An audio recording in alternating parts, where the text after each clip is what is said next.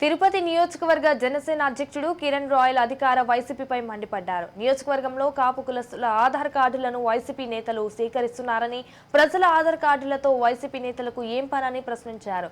జనం అప్డేట్ అవుతున్నారని, గెలుపోటములను వారే నిర్ణయిస్తారని తెలిపారు.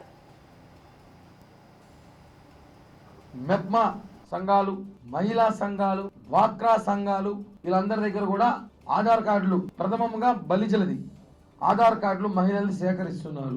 ఎందుకు సేకరిస్తున్నారో సమాచారం లేదు. మొన్న కమిషనర్ గారిని కూడా టీడీపీ నాయకులు అడిగారంటే ఇంతకు సమాధానం చెప్పలేదు. ఆధార్ కార్డులు సేకరించి మాకేమైనా ఉద్యోగాలు ఇస్తారా, పింఛన్లు ఏమైనా పెంచుతారా, ఉన్న పింఛన్లు తీస్తారా, సమాచారం చెప్పాలి. లేకపోతే ఈ అభ్యర్థి ఆత్మీయ సమావేశం ఏర్పాటు చేస్తున్నారంట 1-2 తేదీల్లో.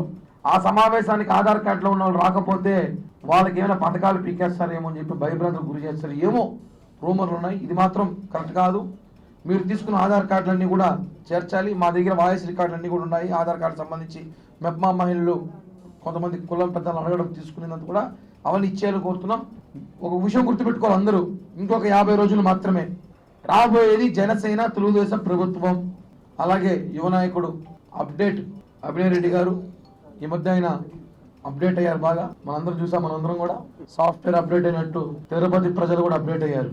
గతంలో మీ అందరికి ఓట్లేశారు. ఈసారి అప్డేట్ అయ్యారు కాబట్టి కొత్త వాళ్ళకి ఓట్లేస్తారు.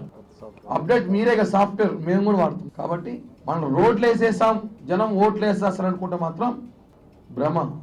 ఇక్కడ రోజు తిరుపతిలో 10 నుంచి 15 వేల మంది యువత వారంలో 3 రోజులు చెన్నైకి, బెంగళూరుపై ఉద్యోగం చేస్తున్నారు. వాళ్ళకు ఒక పరిశ్రమ లేదు ఇక్కడ, వాళ్ళకు ఒక ఉద్యోగం లేదు ఇక్కడ.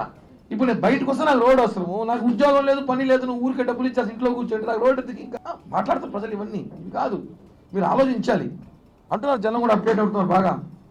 అయ్యగారు ఎమ్మెల్యే కాకముందే తిరుపతిలో భూ కబ్జాలు విపరీతంగా, ఎక్కడ చూసినా కబ్జాలు, కార్పొరేటర్ కబ్జాలు, వీళ్ళు పోటీలు పెట్టి కబ్జాలు చేస్తారు. ఈ వార్డు కార్పొరేటర్ ఎంత మొన్న ఎన్ని గజాలు చేసినా, 30 గజాలు చేసినా అంటే మేము 50 చేస్తాం. అయితే ఇంకో వార్డు కార్పొరేటర్ 50 అంటాడు. ఇప్పుడు ఫైనల్లీ మేయర్ అనుచరులు సీన్లోకి వచ్చినారు. మీరంతా తింటే మేము అనకపోతే మేయర్ అనుచరులు నిన్నటి మనం చూసుంటాం. ఆస్ట్రేలియా నుంచి ఒకరు వీడియో చేసి పెట్టారు. ఒక ఇష్యూ మనం చూసుంటాం.